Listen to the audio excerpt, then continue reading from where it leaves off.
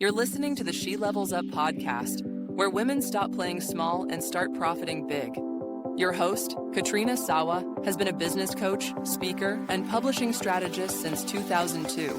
She works with entrepreneurs who are serious about building bold, profitable businesses that will fund your future. Each week, she and her guests share real strategies on sales, visibility, positioning, books, and authority without the fluff, hype, or hustle nonsense. If you're ready to own your expertise, raise your rates, amplify your voice, and finally get paid what you're worth, you're in the right place. Let's level up. Hey, welcome to episode number 2 of the She Levels Up podcast with me, the host, Katrina Sawa. And on the first episode, I shared a little bit about my story. There's so much more to share, but I did want to get right into it this week because I just feel like a lot of people are undercharging what they're worth. And today I wanted to talk about why you're still undercharging and what to do about it because I don't want to just tell you to stop undercharging and then not give you some ideas on what you can do and why and how, right? So today that's what we want to talk about. And I'll share first about my pricing journey as an entrepreneur. So, before when I had a job and I leapt out into my own business back in 2002. And I think I paid the business coach that I hired back then, before I left my job. I was smart enough to hire a business coach before I left the job so she could help me determine which route to go because I had a couple different ideas. It was either going to be a marketing consultant or a gift basket company. I'm like, thank God she led me down the path of the marketing consultant because that was such a more of an unlimited profit capacity, right? Than going and buying a bunch of stuff and hoping people buy gift baskets from me with a very small profit margin. Anyways, I digress. So the price that I started with was $59 an hour. I thought that was quite respectable, although just in the local market, I felt a little bit high, I guess, because I'd never charged for my time before like that before. Of course, I've gotten paid by the hour before or a salary, but so $59 an hour is where I started. But that was 24 years ago. so please don't start there. And then as I got some clients and I started working with them in their marketing and doing stuff for them at the time, I was doing more for them than just coaching them or showing them what to do. I got more confidence at the more clients, and this is what happens, right? The more clients you get, the more they love you and appreciate your value and what you're doing for them, the more confidence you'll get, and therefore you need to raise your rates. And you probably should raise your rates at least once a year, you guys. Okay. So if not more, and it not just like a 3% or a 5%, you can go big. Okay. So watch the progression. So 59, and then I went from 59 to $75 an hour. I didn't go slow. I went boop, $15, $16 more per hour. And then I went from 75 to $95 an hour. And that's kind of where I stayed for a little while until I went to this event in LA, which I mentioned in the last episode, which was the breakthrough that I needed to see what else is possible. So one reason that you might be undercharging is you don't believe you're worth it, or you don't see proof. You don't see proof of other people making money in this way or at that level. And so you're not around enough entrepreneurs to see and know what people are charging. And not everybody talks about money and what they're charging, although I think it's an important conversation to have. I think we need to be talking about money, what we're making, who's paying us what, and being genuinely happy and congratulatory of people and proud of them, right? And cheerlead other people on that are in business. Anytime I hear somebody saying I just got to 6 figures in my business, which happened this week. I just saw a friend who got to 6 figures after 3 months in her business in this year. I'm like, rock on, girl. I'm so excited for her, right? So instead of looking at oh, woe is me, how come I can't do that? Well, you can if you charge accordingly. Because it's really hard to sell a lot of people for $59 an hour, right? So think about if you want to make, I was having a conversation with somebody the other day and she didn't really know how much money she needed to make. So the first key with undercharging is knowing what you need to make and want to make in your business. Now, there's need numbers and there's want numbers. Okay, so first I like to get people to the need number, which is allows you to stop stressing about money, allows you to perhaps stop taking money out of your IRA or your 401 or your savings, and stop putting things on credit cards if possible. Not always possible when you're building a business. You need to, you need to pay for services and trips or whatever it is you need to fund your business.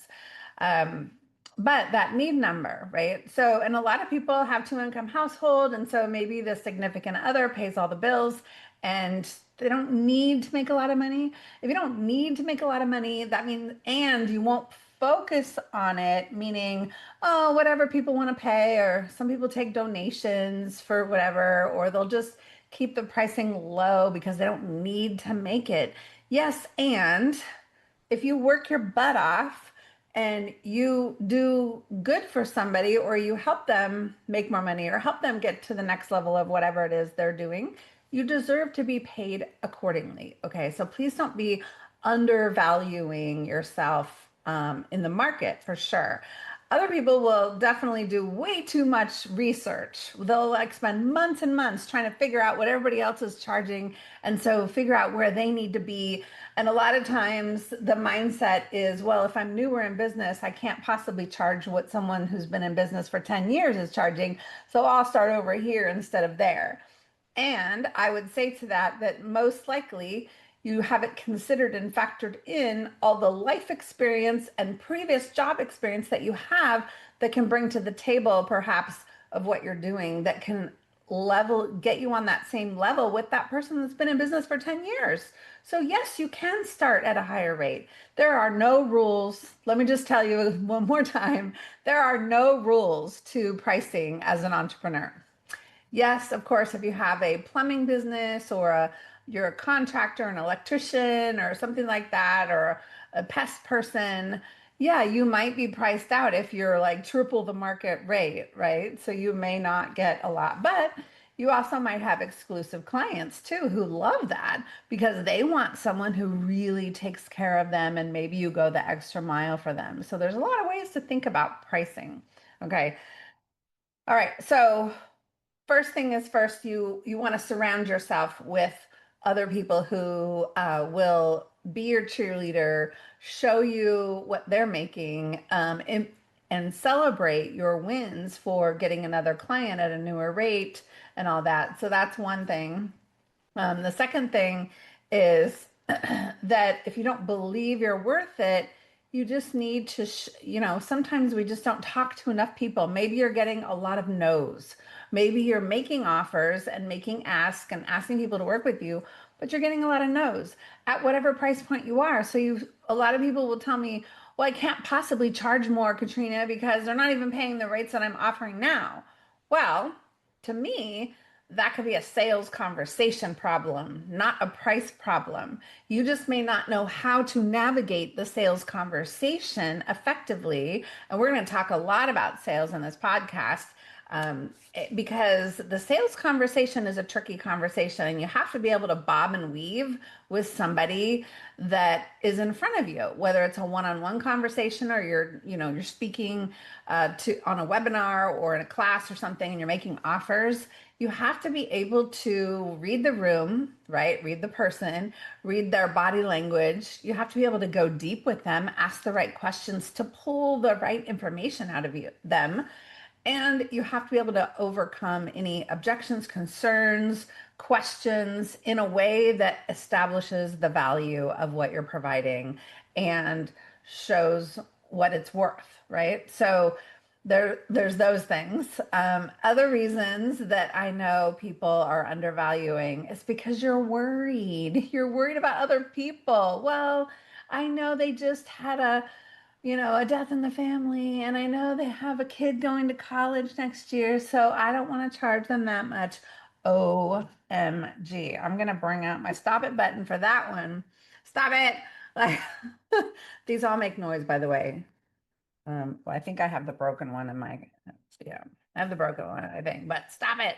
Like, seriously, you cannot worry what other people might have or not have in their bank account. You can't worry if they should be spending money on you or investing in your services or products. That is not your concern. That if you know you have the right products, programs, or services for somebody, and you make an offer to them and they realize they need your thing, then you cannot worry about if they're going to invest in you before they pay for their kids' college or whatever it is. You don't know how much money people have. They might have like hundreds of thousands of dollars in investments that they could pull out and they might be fine. Even if they say, oh, I don't know if I can afford that, that doesn't mean they don't have any money. It just means it could mean that you haven't shown the value yet of the transformation. So a lot of people will sell the thing instead of selling the outcome of buying the thing and using the thing, right? So if the thing is, let's just say, a course or a group program or even one-on-one or an event or a workshop, that's a thing that you might sell, especially as a coach. Could be a book or whatnot. If you're trying to sell the actual thing, here's my 6-week thing with 14 calls and homework and workbook and bonus resources. That is what we call service delivery. That is the service delivery of whatever the thing is. The time that you want to spend in the sales conversation talking about the service delivery is very small. It's like 10%. Sometimes I don't even talk about when the program starts or when the calls are, how long they are, or what they get until they're actually sold, and they're sold on the transformation. So the transformation and the outcome is what you're selling, right? And so when you see, so you have to know, like, what if someone works with you and does your 6-week thing or comes and gets a massage from you or whatever it is that you do, you have to know what that outcome is. What's the ROI to them? It doesn't have to be money, monetized ROI. Let me give you an example from my own life. And this is a little bit embarrassing, but pulling the curtains back here, like back in 2021, after COVID, we were home for a year and a half, probably. I was feeling a little fluffy. Don't get like I wasn't going anywhere. I was just eating and working and watching TV. I mean, because right, we didn't go that many places. So I'm feeling a little fluffy. So I thought, well, I need a jump start, right? I help people get jump starts in their business, level up in their business, but I needed a jump start on my body because I knew that I was very like overweight. I could lose probably, it was at the time I could have lost about 80 pounds. Okay. And I said, okay, I know, and I'm not a fan of exercise. I know that I could go exercise, I could eat right, and I could do this, but it would take so much time, like a year probably, right? To really even see any remarkable difference. And 2020 was a good year. So I had some extra cash. So I invested in me and my body $10,500 on liposuction. Yes, I did. And it basically, she shaved off my hips, like, and some of my back and that. I mean, I did the max that I could do in this session, right? And it was pretty brutal. And it was quite a long recovery, and I'm not going to go into all the details of that, but looking back on that now, was it worth it? Oh, hell yeah. Like, I don't have hips anymore. Like, I have hips, I have thighs, don't get me wrong, but like the shape is different. I feel different in my clothes. And I lost weight and I got skinnier and went down a size or two. And then from there, that jump started me to going into like more of an eating plan and doing some daily tracking of my things, which also led me to lose an additional 60 pounds.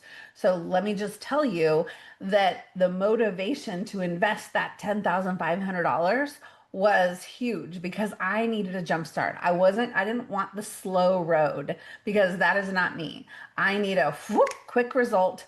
And then that's what motivates me to do more. So for me, it was like a no-brainer to invest $10,500 in that. So please make sure that whatever you're doing, you look at that transformation that you are going to provide for that that client. And that is what you're selling. And to them, it might be completely worth $5,000, $10,000, $20,000. You don't know. And it's hard for me to tell you unless I know what you're selling, right? That's why I have a She Levels Up group that I love to, invite people to, that where I can help you really figure out what your price point should be based on who it is, what is it that you do, who you are, your personality, who you're serving, and all the things. So I'm just saying, like, you cannot prejudge or assume what someone is willing to invest. And it is not your business to decide ahead of time if they should invest or not. You have to simply find those people that are interested in what you've got and make them offers. You have to make more offers. You have to make more offers. I promise you, the more offers you make, the more sales you make. It is a numbers game, and it's a big numbers game. Like, when I first started doing this work, this coaching, I was selling like 1 out of 7 people. So I would talk to 7 people in an actual sales conversation, and I would sell 1. You would think that I would sell more, but it took me a while to get the actual, lingo down, and the process, and the bobbin and weave in part of it, and overcoming the objections, because they were new objections to me, some of them, because just because I've been in sales and marketing all my life doesn't mean I had all the answers for this type of business, right? So don't assume, don't worry about what other people, just make the offer. If they say no, they say no, and move on to the next person, right? Now, you can improve your sales conversations and effectiveness with some sales training, of course. But I want to talk to you. Today was all about your worth. You're believing in yourself, believing in the outcome that you provide. Make sure you're talking about the outcome. Make sure you're surrounding people who will lift you up when you get a good sale, when you get a good client paying you a higher rate. Someone who's going to show you what they're doing, someone who can, really strategize with you to do better and be more confident and go out there and make more asks at higher rates. And so that's what I hope this is helpful for you today, to get a little bit more courage and brave with your price points. And it doesn't hurt to try it out. And one thing I always like to say is start high, go low. So start with the highest thing that you have to offer first, and then go down from there. Please, please, please. We'll talk about this more, but please don't ever start with the lowest thing and then try to go up, because nobody wants to go up in price, but they always think, oh, this is a good option if they go down. Okay. So, all right.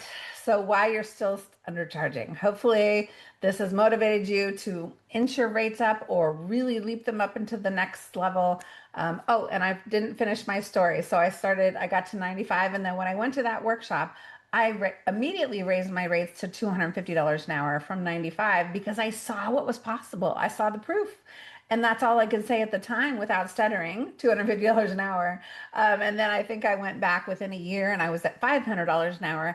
And then I've since been up to as high as $1,000 an hour in my coaching. So that's where I'm at. And I just wanted to share this with you today in hopes that you can raise your rates. This is probably the most important conversation that you could have if you need more clients and need to make more money. So have a great day, everyone. And I hope to see you. Please subscribe to the podcast wherever you're seeing this.